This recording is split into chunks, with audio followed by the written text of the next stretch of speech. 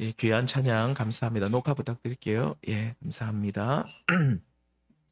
오늘은 요한계시록 12장 말씀을 중심으로 교회 앞에서 기다리는 용, 이 용은 드래곤, 이 진짜 용을 말합니다. 우리 제목으로 잠시 말씀을 나누겠습니다. 이 요한계시록이 기록될 그 시기를 추후 95년 전후로 보고 있습니다. 이 95년 경쯤에 로마를 다스리던 황제는 도미티우스입니다. 이 도미티우스가 다스릴 때에 그리스도인들은 굉장히 핍박을 많이 받았습니다. 엄청난 핍박을 받았는데 자신의 할아버지죠. 네로 황제보다 더한 사람이었습니다. 네로는 굉장히 감정적으로 좀 기분이 좋으면 좀 잘해주고 좀 이렇게 기분이 우울하고 이러면 이 예수 믿는 사람들 때문에 나라가 이 꼬라지 됐다 하면서 막 화를 내면서 막 사람들을 죽이고 막 그랬습니다. 근데 이 도미티우스는 굉장히 냉철하면서도 그래서 이 로마 제국을 좀먹는 그 어떤 그런 버러지와 같은 존재들이 바로 이 그리스도인들이라 생각해서 엄청나게 이 그리스도인들을 조직적으로 막 핍박을 했는데 그때 당시 모든 성도들이 이제는 교회의 생명이 끝이 났다. 이제 그리스도인들은 이 땅에서 다 사라지겠구나라고 체념을 하고 있었습니다. 특히 이 소아시아, 이 지금 터키 지역이죠. 이 소아시아 지역에 흩어져 살면서 신앙생활을 하면서 많은 핍박을 받고 있던 성도들, 그 성도들이 이 핍박 가운데서 정말로 눈물로 매일매일 그 삶을 보내고 기도를 하고 있었습니다. 하나님, 정말로 우리의 이 고난이 언제 끝나겠습니까? 주님, 정말 이 땅의 교회들이 이제는 다 사라질 것입니까? 라고 하면서 정말로 주님 앞에 눈물로 기도하고 있었을 때 하나님께서는 pat모섬에 유배되어 있던 사도 요한에게 오늘 이 요한계시록 말씀을 주셨습니다. 주 1세기경, 1세기 말경 극심한 환란 가운데 살던 초대교회 성도들이 처음 받았던 요한계시록, 이 1차 독자라고 합니다. 처음 이 계시록을 받았던 사람들을 요한계시록의 1차 독자들이라고 하는데 이 처음 이 요한계시록을 받았던 성도들은 이 요한계시록을 읽으면서 굉장히 힘과 위로와 능력을 얻었습니다.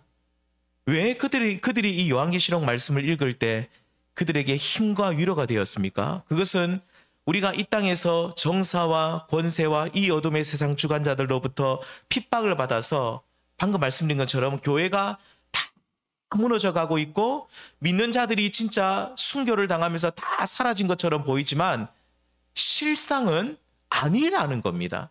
요한계시록 말씀은 그래서 실상은 너희들이 지금 다 사라진 것처럼 보이지만 아니다. 다시 말하면 교회는 완전히 무너지고 원수들에 의해서 패배한 것처럼 보이지만 실상 그렇지 않다는 것이 요한계시록 말씀입니다. 그래서 눈물의 기도를 드리고 있던 성도들이 하나님의 응답으로 받았던 요한계시록 말씀은 당시 핍박받고 있던 그리스도인들이 패배자처럼 보였거든요.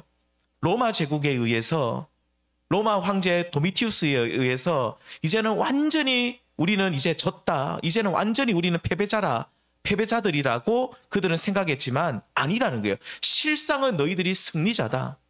그리고 교회가 많이 회파되었고 더 이상 일어날 수 없을 만큼 무너져 있었지만 실상 교회는 너희들의 지금 교회는 핍박받는 그 교회는 예수님 때문에 환난당하는 너희 그 교회는 지금 하나님의 영광을 나타내고 있다는 거예요.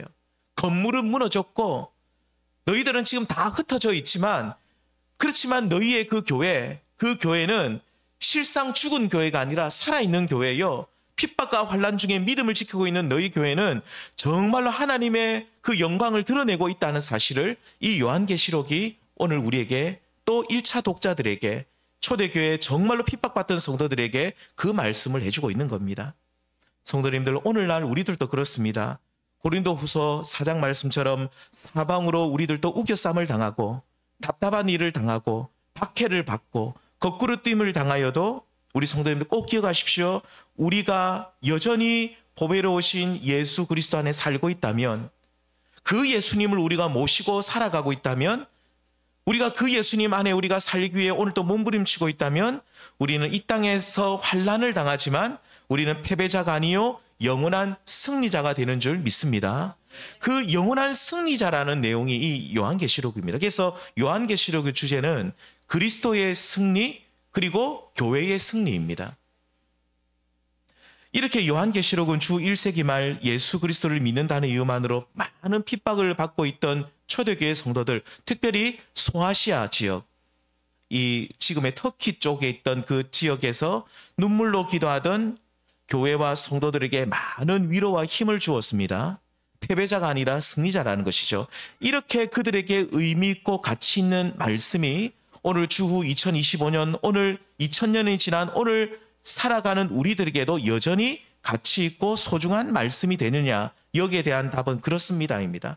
요한계시록은 이 서신을 처음 받았던 1세기 후반 소아시아 지역의 교회들뿐만 아니라 시간과 장소와 공간을 넘어서 오늘 2025년 대한민국에 살아가는 저와 우리 모든 성도님들에게 여전히 의미 있고 가치 있는 말씀이 요한계시록 이 말씀입니다.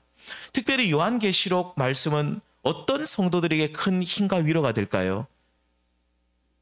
당연합니다. 예수님 때문에 핍박받고 예수님 때문에 고난받는 믿음의 형제들에게 정말로 많은 위로와 용기가 됩니다. 그래서 예수님 안에 살면서 끝까지 순종하면 우리가 패배자가 아니라 영원한 승리자라는 사실을 이 요한계시록 말씀은 우리에게 계속 확인시켜주고 있기 때문에 핍박과 환난을 당하는 성도들에게는 이 요한계시록 말씀이 얼마나 큰 위로가 되는지 모르죠. 자, 그런데 여기서 한 가지 우리 성도님들에게 제가 질문을 드릴 것은 예수님 믿는 것 때문에 지금 핍박을 받고 있는 성도님들이 있냐는 겁니다. 그러니까 뭐냐면 도미티우스 황제 때처럼 로마 제국 그때처럼 우리가 막 조직적으로 교회 다니면 뭐 손해를 보고 막 핍박을 받고 환난을 당하고 그렇게 살고 있느냐, 이렇게 물어보면 우리 여기 계신 성도님들은 대부분 다 아니다라고 대답하실 겁니다. 그렇다면 오늘날에는 교회를 향한, 성도들을 향한 그런 마귀의 공격, 사탄의 공격이 없어졌느냐? 아니죠. 여전히 있죠. 물론 헌법에서 종교와 자유를 보장하고 있는 대한민국에서는 예수님을 믿는다는 이유만으로 핍박을 받지는 않지만 그래도 다른 종류의 핍박과 환난이 오늘날 우리들에게 여전히 있다는 사실, 제가 감히 말씀드릴 수 있다는 겁니다. 오늘날에는 공권력을 동원해서 막 조직적으로 교회를 핍박한다든지 이런 것은 자유민주주의 사회에서는 사실 찾아보기 어렵습니다. 하지만 기억하십시오. 오늘날에도 조직적으로 핍박을 가하는 데가 있죠. 어딥니까? 공산국가들, 중동지역, 이렇게 종교의 자유가 없는 그런 곳에는 지금 또 공권력을 동원해가지고 지금 또 엄청난 핍박을 받습니다. 예수 믿으면 그냥 죽어요.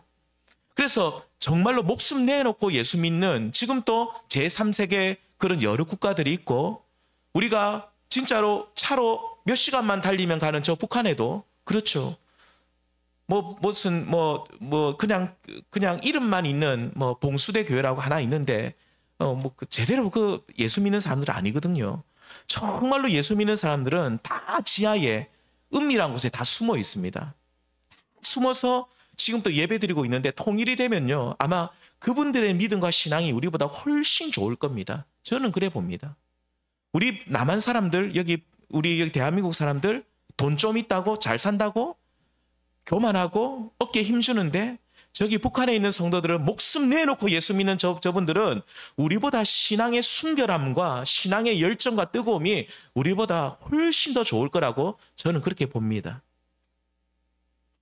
그런데 오늘날에는 다른 어떤 모습으로, 다른 어떤 그 수단을 이용해서 이 마귀라는 놈이 교회를 공격하는데, 예를 들면 오늘날에는 만몬의 영, 물질의 귀신을 통해서 끊임없이 교회를 공격하죠. 돈이면 다 돼. 돈을 사랑해야 된다. 그런 가치관을 끊임없이 교회 안에도 불러넣으면서 교회를 핍박합니다. 돈으로 교회를 핍박하죠. 쉽게 말씀드리면 오래전에는 우리 한국 교회가 처음 태동할 때 19세기 후반, 그러니까 이제 저기 언더도 아펜젤러 선교사님들부터 그 전에 이제 토마스 선교사부터 해서 많은 선교사님들이 들어올 때, 그때는 한국 교회가 굉장히 가난했습니다. 너무너무 가난하고 또 사회적으로 너무 많은 핍박을 받았죠. 야수교라, 옛날에는 야수교라, 예수교가 아니라 야수교였습니다. 야수교.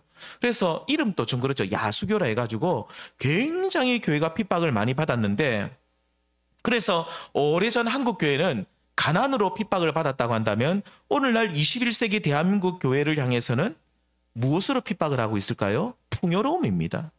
마귀는 계속 물질로 풍요로움으로 교회를 핍박합니다. 성도님들, 가난으로 교회를 공격할 때 잘 넘어집니까? 풍요로 공격할 때 잘 넘어지겠습니까? 풍요입니다. 풍요로움을 통해서 교회를 핍박할 때 더 잘 넘어집니다. 초대 교회 당시 교회가 핍박을 굉장히 받고, 그리고 1세기를 지나서 2세기, 3세기 계속 교회가 핍박을 엄청 많이 받았어요. 그런데 콘스탄틴 대제가 313년에 드디어 기독교를 공인을 해버립니다. 공적 종교로 그냥 딱 공인을 해버려요. 그러면서 예수 믿는 사람들 더 이상 핍박하지 말라. 물어볼게요. 그때부터 교회는 타락했겠습니까? 부흥했겠습니까? 타락했어요. 이상해요. 교회가 핍박을 받고 환난을 당하면 교회가 무너질 것 같은데 안 무너지고 더 공고해지고, 교회가 313년 콘스탄틴 대제 때 기독교를 공인받으니까 그때부터 기독교가 딱 이렇게 정식적으로 그냥 아무런 어려움 없이 신앙생활 하니까 그때부터 교회가 굉장히 교권주의로 빠지면서 교회가 타락하기 시작합니다. 그래서 우리 성도님들, 우리 한국 교회가 지금 영적, 어떻게 보면 정말 영적으로 너무 타락했는데 그 타락의 중심에는 풍요로움이 있습니다. 교회가 너무 돈이 많아졌고 교회가 너무 풍성해지니까 교회가 타락하기 시작하죠. 오히려 한국 교회가 가난하고 힘들고 핍박받을 때 교회는 굉장히 순결하고 하나님 앞에 영적으로 깨어있고 영적 신선도가 정말로 대단했습니다. 아무도 함부로 교회를 핍박하지 함부로 말하지 못했습니다. 자, 이렇게 사탄 마귀는요, 또 이 악한 세상은 어떻게 해서든지 교회를 무너뜨리려고 구약 시대 믿음의 조상 때부터 오순절 성령 강림으로 세워진 1세기 초대 교회 때를 거쳐서 오늘날 21세기를 살아가는 이 시대까지 계속해서 공격합니다. 막 때로는 가난으로 핍박으로 공격하고, 때로는 이거 안 되겠다 싶으니까 이제는 전술 전략을 바꾸어서 풍요로움으로 공격하는데, 그런데 우리 성도님들, 공격 방법이 시대마다 다르고 공격하는 대상들도 죄송합니다. 공격하는 그 주체들도 조금씩 바뀌지만 목표는 딱 한 가지입니다. 목표는 한 가지입니다. 여러 수단과 방법과 여러 가지 수단들이 있다 할지라도 그 방법은 여러 가지 달라도 목표는 딱 한 가지입니다. 북한도 그렇죠. 북한의 전술 전략이 시대마다 계속 바뀌어요. 이제 김일성, 김정일이 김정은이까지 해가지고 지금 계속 그 시대에 따라 바뀝니다. 전술 전략이 북한도 바뀝니다. 우리나라도 그래 바뀌죠. 근데 북한은 바뀌는데 그들의 목표는 딱 한 가지입니다. 뭡니까? 결국은 적화 통일이거든요. 그건 안 바뀌어요. 목표는 절대 안 바뀝니다. 핵을 가지고 있든 안 가지고 있든 뭐가 이렇게 하든 저렇게 하든 간첩을 이제는 뭐를 보내든 안 보내든 중요한 게 어떻게 전술 전략이 그 시대마다 바뀐다 할지라도 목표는 딱 한 가지밖에 없죠. 적화 통일이고, 이 마귀도 시대마다 여러 가지 다양한 방법을 가지고 다양한 주체들을 이용해서 계속 교회를 공격하는데, 시대가 바뀌고 나라가 바뀌고 영적 환경이 많이 달라졌지만 사탄 마귀의 목표는 항상 동일했습니다. 그게 뭘까요? 오늘 말씀해 보시면 나옵니다. 오늘 말씀해 보시면 여자가 등장하고요, 용이 등장하고 또 누가 등장합니까? 여자가 낳은 아이가 등장합니다. 자, 세 캐릭터가 등장합니다. 여자, 용, 여자가 낳은 아이. 자, 첫 번째 용이 누굴까요? 예, 용을 한번 보겠습니다. 함께 읽겠습니다. 시작. 하늘에 또 다른 이적이 보이니 보라, 한 큰 붉은 용이 있어 머리가 7이요 뿔이 10이라. 그 여러 머리에 7 왕관이 있는데, 제가 군대에 있을 때 그 교회 이름이 백룡교회였습니다.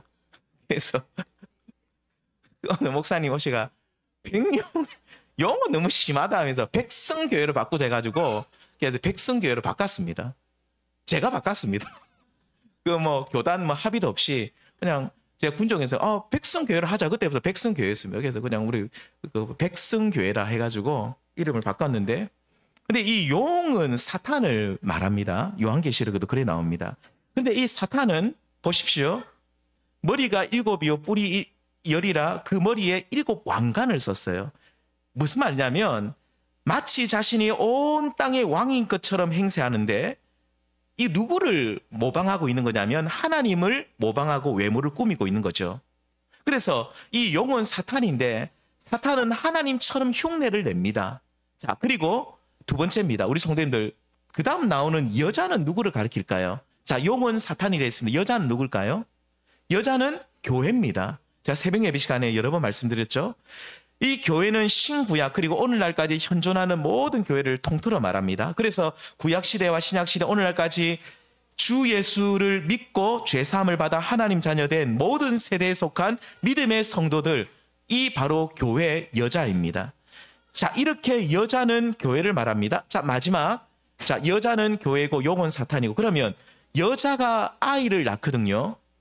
아이를 낳았는데 이 아이를 누구라고 보십니까? 성도들로 보면 좋은데 성도들이 아니라, 자, 이 5절 말씀을 보겠습니다. 함께 읽겠습니다. 시작. 여자가 아들을 낳으니 이는 장차 철장으로 만국을 다스릴 남자라. 그 아이를 하나님 앞과 그 보좌 앞으로 올려가더라. 자, 성도들이면 얼마나 좋겠어요. 근데 성도가 철장으로 만국을 다스리지는 않거든요.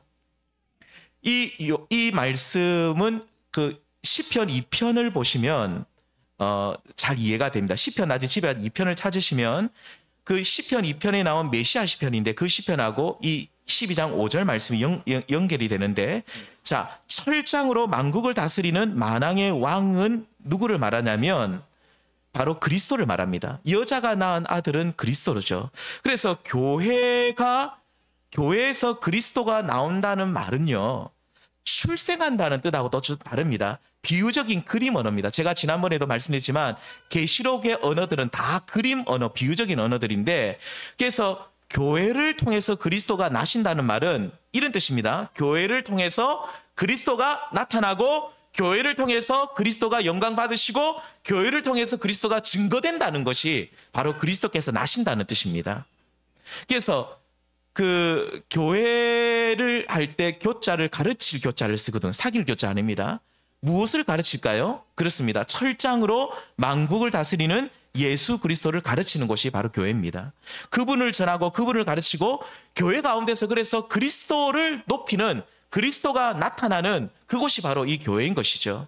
자, 보십시오. 이렇게 용은 사탄이고요, 여자는 뭐라 했습니까? 교회고, 여자가 낳은 아들은 예수 그리스도를 가리킨다고 했습니다.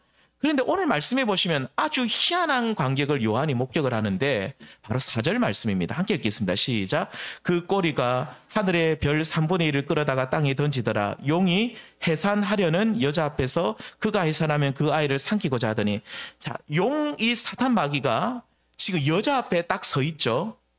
여자 앞에 서 있는데 뭘 하려고 서 있습니까? 여자가, 교회가 아이를 해산하면 그 아이를 삼키고자 한다. 집어먹으려고 한다. 확 삼켜버리는 거예요. 감히 타락한 영적 피조물인 이 마귀놈이 철장으로 온 땅을 통치하시는 예수 그리스도를 삼키려고 그 앞에 딱 기다리고 있는 것이죠. 자, 그래서 교회 앞에서 진을 치고 기다리고 있다는 것인데, 자, 결과적으로 제가 물어봅니다. 용은 여자가 낳은 아이를 삼킬까요? 못 삼킬까요? 못 삼킵니다. 그래서 그 다음 5절에 보면 하나님께서 교회를 지키고 보존하셔서, 자, 이래 말하면 여자가 아들을 낳았다라고 말합니다. 그리고 사탄이 용이 여자가 낳은 아이를 삼키지 못하거든요. 결국 교회를 통해, 결국 무슨 말이냐면 교회를 통해서 그리스도가 나타난다. 그리스도가 나타난다는 거죠. 그런데 여기서 주목해야 될 중요한 부분이 뭐냐면, 감히 용이 교회인 여자 앞에 서서 그리스도를 집어삼키려 한다는 겁니다. 성도님들, 용은 사탄 마귀는 2000년 전 1세기 후반 초대교회 당시 요한 사도 시대 때나 아니 그 이전이나 주 2025년 바로 지금 오늘날 이 교회 앞에도 이 사탄이 지금도 서 있어요. 무엇을 위해 서 있을까요? 사탄의 목적은 분명합니다. 확실합니다. 아까도 말씀드렸지만 수단과 방법은 시대마다 다 달라요. 여러 가지 수단을 사용합니다. 때로는 사람들을 죽이기도 하고 핍박을 하기도 하고 환난을 주기도 하고 가난을 주기도 하고 그것도 안 되니까 오늘날에는 풍요로움을 주기도 하는데 여러 방법과 수단을 사탄이 쓰지만 목적은 딱 한 가지입니다. 사탄이 이루고자 하는 목적이 딱 한 가지. 그게 뭘까요? 요한계시록 기록될 당시 주 95년경 교회를 향해 극심한 박해를 일으키죠. 이렇게 사탄 마귀는 로마의 악한 왕들을 조정해서 그들로 믿는 자들을 핍박하고 죽이게 하는데 또 앞에서 말씀드린 것처럼 오늘날에는 물질의 풍요로 교회를 미혹하는데 다양한 문화 매체를 통해서 사람들이 하나님으로부터 관심을 돌리게 하고 교회를 무너뜨리는데 자 보십시오. 이렇게 시대마다 사람마다 나라마다 영적 토양을 고려해서 머리 좋은 붉은 용 사탄 마귀는 여자를 핍박하고 미혹하는데 자, 그 다양한 방법을 사용하지만 목적은 딱 한 가지인데 그 목적이 뭐냐면 교회 앞에 기다리면서 그리스도를 집어삼키는 겁니다. 그리스도를 집어삼키려는 거죠. 성도님들, 타락한 피조물인 천사인 용이 사탄이 감히 창조주 하나님을 집어삼킬 수 있을까? 절대 못합니다. 그렇다면 여자 앞에 교회 앞에 기다리면서 해산하게 되는 아이 그리스도를 집어삼킨다는 뜻이 무슨 뜻일까요? 그것은 교회 가운데서 그리스도를 없애버리는 겁니다. 교회에서 예수님이 사라지게 하는 거예요. 사탄 마귀는 어떻게 해서든지 교회 가운데 그리스도가 사라지는 것을 유일하고 가장 큰 목표로 삼고 있습니다. 이를 위해서 다양한 전술 전략을 펼치지만 다시 말씀드리면 목표는 딱 한 가지. 어떻게 해서든지 교회 가운데 그리스도를 사라지게 하는 거예요. 예수님의 이름을 부르지 못하게 하는 겁니다. 성도님들, 그렇다면 교회 앞에 기다리면서 그리스도를 삼키려는 사탄이 세운 이 목표가 이루어졌습니까? 궁극적으로는 최종적으로는 이루어지지 못했지만 어떻게 보면 교회마다 예수 그리스도를 그랬습니다. 어떻게 보면 교회마다 예수 그리스도를 찬양하고 그분을 전하고 있기 때문에 사탄의 목표가 실패한 것처럼 보이지만 하지만 이 사탄의 목표가 시대마다 어떻게 보면 조금씩 성취되고 있다는 사실을 우리는 부인하지 않을 수 없습니다. 무슨 말이냐면 보십시오. 교회에서는 우리가 열심히 예수님을 찬양합니다. 예수의 이름은 천국의 기쁨이요. 막 예수님을 찬양하고 예수님 찬양 막 찬양하고 그분을 높이지만 실상 이 교회를 벗어난 성도들이 나가죠. 우리 성도님들, 교회는 두 가지가 있습니다. 지금 여기 있는 교회는 모인 교회고 또 교회가 어떤 교회가 있을까? 흩어진 교회. 우리 성도님들이 세상에 나가면 성도님들 한 분 한 분이 다 교회입니다. 그게 우리가 흩어진 교회거든요. 모인 교회와 흩어진 교회가 다 교회입니다. 근데 이 흩어진 교회가 세상에 나가면 어떤 일이 일어나냐면 그리스도를 잊어버려요. 그리스도를 잊고 이 땅의 인생을 살아간다는 겁니다. 사실 오늘 지금 모여있는 교회에서 예수님을 잊어버리는 경우는 잘 없습니다. 아무리 타락한 교회라도 교회에 오면 예수님 찬양 부르고 막 예수님을 생각하고 예수님 높이려고 노력합니다. 하지만 흩어진 교회, 우리 성도님들께서 삶의 자리에서 열심히 살아가실 때 주님, 저는요 살기 너무 팍팍하고 힘들어서 교회에서만 제가 주님을 높이고 싶습니다. 내 생활 속에서 내 삶 속에서는 그냥 예수님 잠시 잊고 살겠습니다. 술 마시고 뭐 내 마음대로 세상에 그냥 내 멋대로 주님 좀 살 수 있도록 좀 내버려 두십시오. 저의 신앙생활은 제가 주님을 찬양하는 시간은 딱 이 예배 시간 1시간 교회에서 밥 먹고 교제하는 이 시간 외에는 제가 그냥 세상에 나가서는 주님 제 마음대로 살 수 있도록 좀 도와주십시오. 그러면서 흩어진 교회로서 이 땅의 인생을 살아갈 때 우리 한 사람 한 사람은 사탄이 그토록 바라던 대로 그리스도를 잃어버리고 이 땅의 인생을 위태롭게 살아가고 있음을 우리는 부인하지 않을 수 없다는 겁니다. 성도님들, 교회에서 예수님을 높이고 그분을 나의 주여, 나의 왕으로 인정하고 찬양할 뿐만 아니라 흩어진 교회가 되어서 이 세상에 나갔을 때도 예수님을 높이고 그분을 찬양할 수 있는 우리 모든 성도님들 될 수 있기를 바랍니다. 용은 사탄은 지금 또 우리 인생의 문 앞에 기다리고 있습니다. 사탄은 멀리 안 갑니다. 내 앞에 바로 기다리고 있어요. 우리 앞에 웅크리고 있어요. 용은 사탄은 지금 또 우리가 교회 예배당을 나가는 순간 우리를 기다리고 있죠. 왜 기다립니까? 바로 우리에게서 예수를 빼앗아 가려고. 예수를 빼앗아 가려고. 너희는 세상에 들어가서 살면, 아니면 너희가 안 믿는 가족들 사이에 너희가 그렇게 힘들게 신앙생활하고 그래 살 때 그냥 예수를 잊고 그냥 살아라. 예수님 그냥 너무 인정하고 예수님이 어떻고 예수님 얘기도 하지 말고 예수님 잊고 그냥 세상에 살 때는 예수님 잊고 그냥 좀 살아라. 너희들이 먹고 사는 거, 돈 버는 거 얼마나 힘드느냐. 자식 키우는 거, 부모님 모시는 거 얼마나 힘드냐. 이렇게 힘들게 이 땅의 인생을 살아갈 때 예수님을 좀 잠시 잊고 살아가는 것이 너희에게 더 좋지 않겠느냐? 사탄이 유혹을 하는데, 이 유혹을 가만히 들으면 맞는 말 같아서 이 유혹을 그냥 유혹을 받고 이 미혹대로 그냥 살아가죠. 그리고 사탄 마귀의 미혹에 빠져서 이 세상에서는 그리스도를 빼앗겨 버립니다. 사탄이 그리스도를 삼키도록 그냥 내버려두고 있죠. 내 삶 속에 그리스도께서 사라지도록 나는 그냥 그렇게 내 삶을 그냥 그렇게 내팽개치고 그냥 그리스도 없이 그냥 살아가고 있는 우리 모습을 보게 됩니다.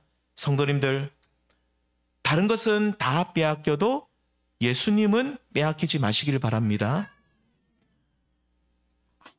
아무리 기분이 나빠도요, 교회에서 아무리 싸워도 교회는 나와야 됩니다. 왜 그러냐면 예수님을 빼앗겨서는 안 되거든요. 제가 부탁드린 거는 다른 교회라도 가셔야 돼요. 제가 어떤 우리 분들 중에도 교회 안 나오신다 그러면 제가 그러냐고, 그럼 교회 나오지 뭐 그런 얘기, 제가 예수님을 빼앗기지 마, 제가 그런 얘기합니다. 예수님을 꼭 믿으셔야 되니까 우리 교회 안 나오셔도 괜찮으니까 이상한 교회는 가지 말고 꼭 저한테 물어봐 달라고, 그럼 제가 가르쳐 주겠다고. 꼭 교회를 그 근처 정말로 건전한, 정말로 말씀을 잘 가르치는 교회 가셔서 신앙생활 하셔야 된다고. 예수님은 빼앗겨서는 안 됩니다.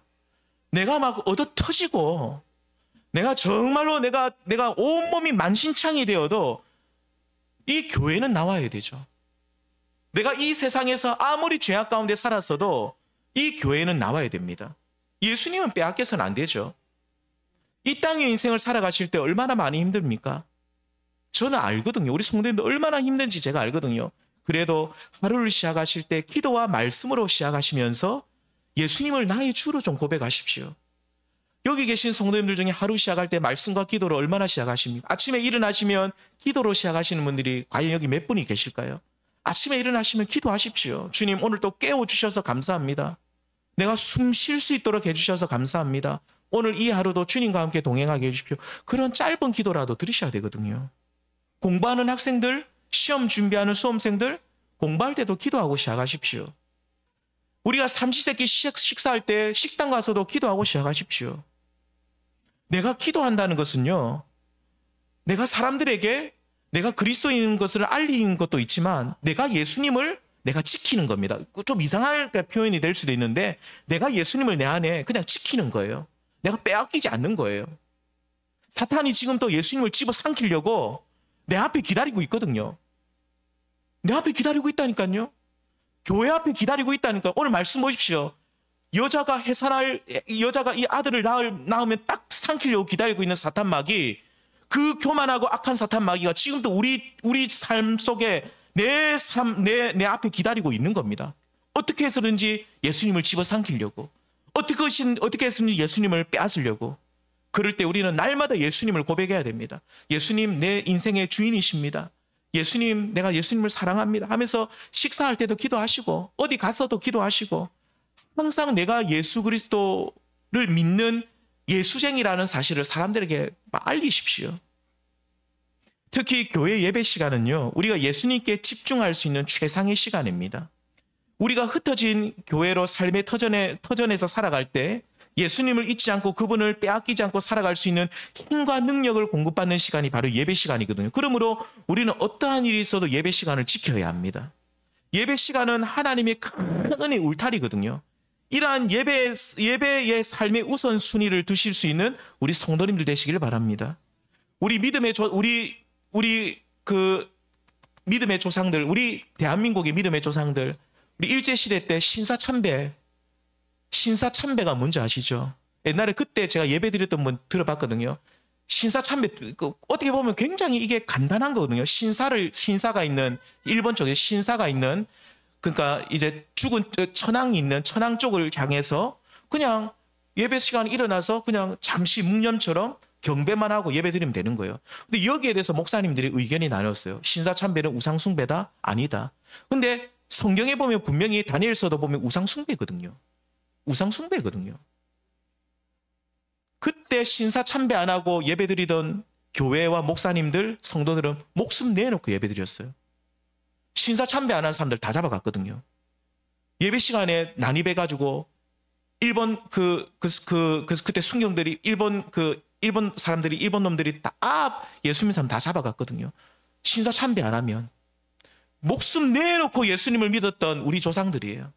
그 순교의 피가 오늘 또 흐르고 있기 때문에 저는 아직도 우리 주님께서 촛대를 옮기지 않았던 것 같아요. 그런데 우리 오늘 한국교회는 어떻습니까? 너무너무 편합니다. 아무도 교회 간다고 우리를 핍박하는 사람 없고, 예배 시간 예배 드린다고, 우리 예배 잘 드린다고 해가지고 우리를 뭐 해하는 사람이 아무도 없어요. 너무너무 편하니까 오히려 우리가 더 안일해지고 예배의 소중함을 모르고 그냥 예배를 함부로 여기죠. 예배만 한 주만 빠지면 어때서?